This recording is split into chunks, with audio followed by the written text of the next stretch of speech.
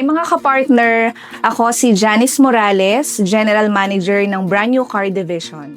Looking back sa 19 years ko sa journey with Global Dominion, ang hindi ko malilimutan na experience is yung mga na-acknowledge natin na milestone, no? So, yung lahat ng napagdaanan ni Global na from small milestone to big milestone, so lahat yon na-experience ko, no? Nakaka-proud na sabihin na lahat ng mga challenges and experiences na to until now, nakukuha pa rin natin na palakihin yung Global Dominion at marami tayong natutulungan ng mga kliyente sa pamamagitan ng ating kampanya.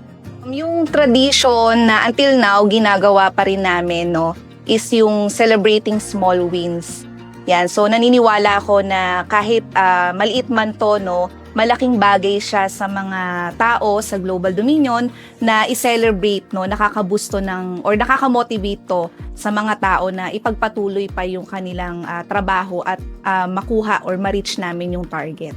Yung mga achievement na nakuha ko during my journey sa Global Dominion, nakakapunta na ako ng ibang bansa na dati pinapangarap ko lang, no. So dahil doon, napuprovide ko din yung mga pangangailangan ng mga mahal ko sa buhay. Yon. So ang sarap sa feeling na na-achieve mo na yon dahil sa Global Dominion.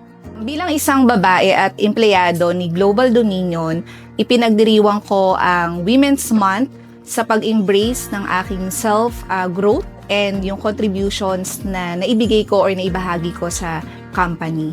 At dahil dyan, sa journey ni Global ng 23 years, masasabi ko na talagang na ang Global Dominion ay growth-oriented company.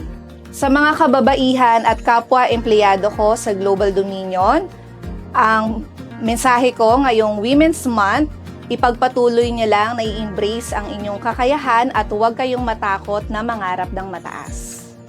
Natutunan ko na ang pagiging tunay na leader ay hindi nasusukat sa posisyon, kundi kung paano mo naiimpluwensyahan ang bawat tao sa iyong paligid. My vision to Global Dominion is to become the world-class financial institution in the next coming years. Global Dominion at 23 is unstoppable.